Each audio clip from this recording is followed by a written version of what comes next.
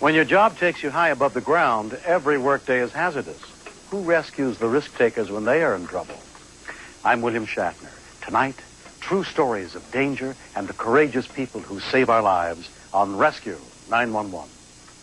We begin in Jacksonville, Florida, nearly 200 feet above the St. Johns River.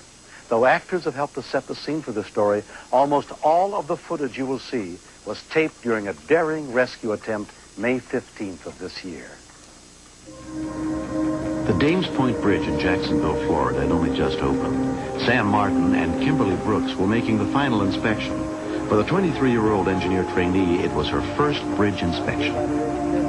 They had been telling me about the inspections and heights, and I was afraid. But, you know, in structure, you deal with heights, bridges. So I said I might as well go ahead and do it and not seem like a sissy. Sam maneuvered the bucket over the side of the bridge and down underneath it. Suspended 175 feet above the river, Sam, Kim, and two consulting company engineers were searching the underside of the bridge for cracks and fissures.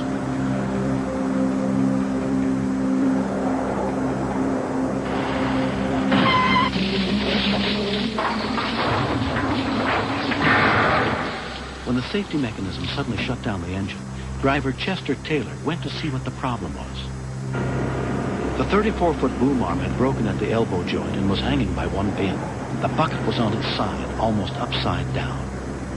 Engineer Bob Farley had been thrown 140 feet down into the river.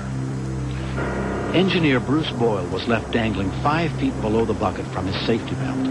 Kim and Sam were still in the bucket, trying to hold on. I didn't know if the rest of that boom was going to go or not, and what the circumstances were. I saw it swinging. I knew something had broken, and it was just hanging there, and I didn't know what kind of support was left. 1097. We got emergency out here. Man in the water. The boom broke. The first call for help came in at 10:15 a.m. Rescue Jordan, can I help you? Yes, I have an emergency at the Dane Point bridge construction site. What's wrong? I only have a confused account so far. A guy hanging onto a bucket dropped in the river. What side of the bridge is he on? Which direction? North side. He's on the north side of the bridge. Is he near the end or near the span? Near the main span. We'll be there in a minute. 10-4. Jacksonville fire rescue units were dispatched to the scene. Fire 2, rescue 11, ladder 30.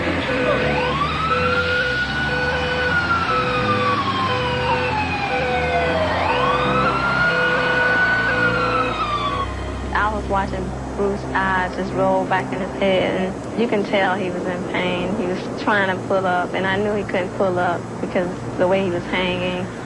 Bob Farley had somehow managed to hit the water feet first. He escaped from his 14-story fall with only a dislocated shoulder. Up on the bridge, help had arrived, but none of the rescue vehicles could reach down to the victims. It seemed like we had been up there for hours, and my arm went numb, and you try to shake it, and then you just felt like I might as well fall out. You know, I didn't know how much more I could take. The first attempt to rappel down to the victims was quickly aborted. Chief Napoli decided it would be safer to send someone more experienced. Paramedic Randy Fulford had trained for high-angle rescues by rappelling up and down City Hall with the SWAT team. On the Danes Point Bridge. Rescue 18 will respond to the incident on the bridge, lights and sirens.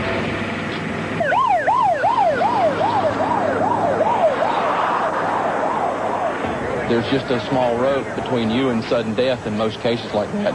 So knots have to be tied accurately. Rigging has to be properly applied. High winds made it too dangerous to try to rappel straight down to the bucket.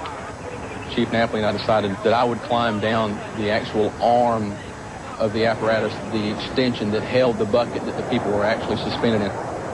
When we first decided that, somebody brought up the security and stability of the boom. Was that a good idea to get on it with them? We might actually load it, causing it to completely sever from its attachment and fall into the river. But if we couldn't get to them, we weren't going to do them any good. So we just made the best call we could. All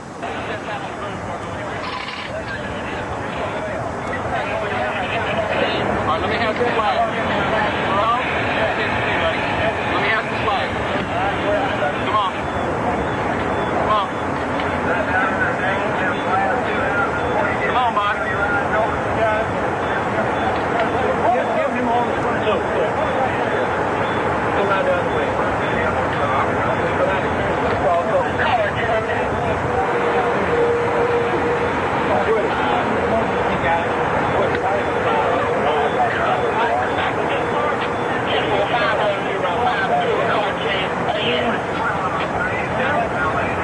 when I saw him climbing down on the boom, I thought, he's going to risk his life also, because I didn't know how much weight it could take. As I descended the boom, it became increasingly slick because of all the hydraulic fluid that had been sprayed all over it. I had a very poor footing, very poor handhold. He's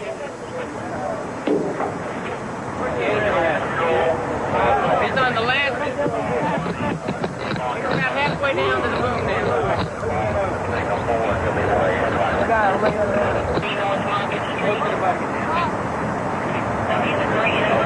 One of my primary objectives when I first reached the patients was, number one, to reassure them.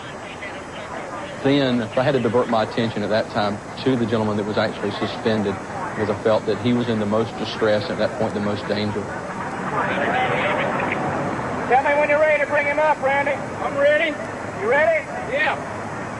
All right, start taking the slack up. Go ahead. Good. Get a lot of feedback. More men better on that, but...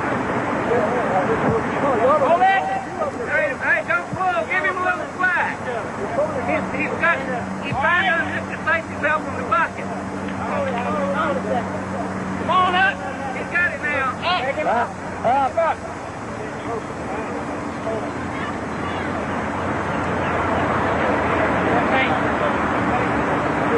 Hold it. All right, hold up.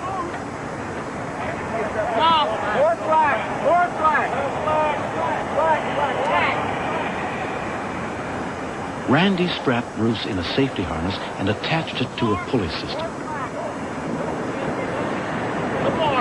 I signaled for them to haul him up. At that point, I had no control over his rope. He was totally in the people on the top's hands at that time.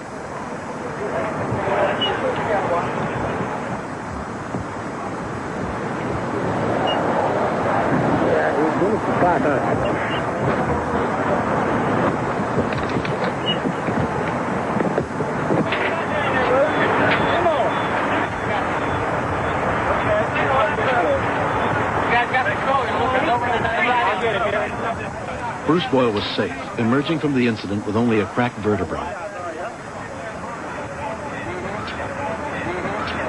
As I secured Kim to a more safe attachment, I was notified from the people up top that Harry Whidden was coming down to help me. Now that there was one less victim weighing down the crippled boom arm, it was safe for another rescuer to come down and help.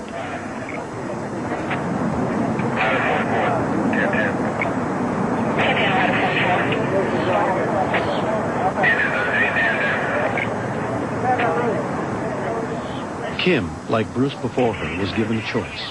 Be raised 34 feet to the bridge or lowered 140 feet to a boat. After more than an hour suspended over the river, she too chose to be hoisted up.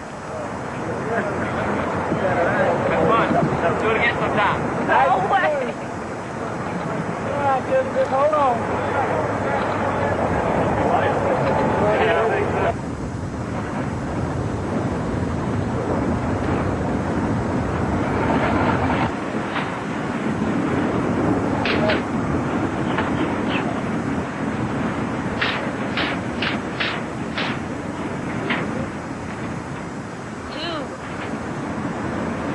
After 1.5 hours, the last victim, Sam Martin, was pulled to safety.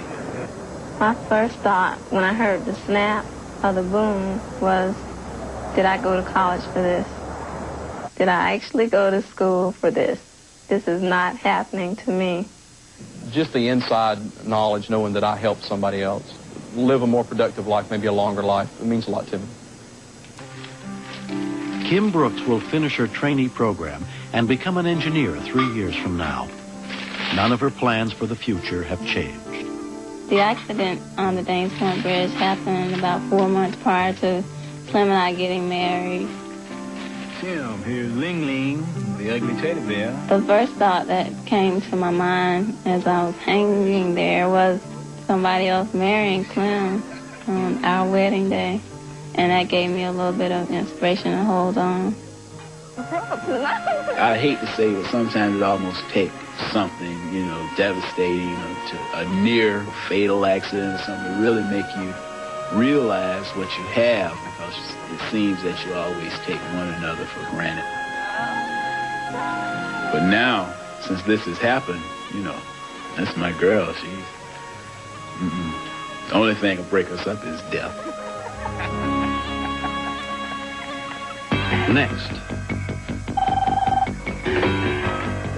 Police fire communications.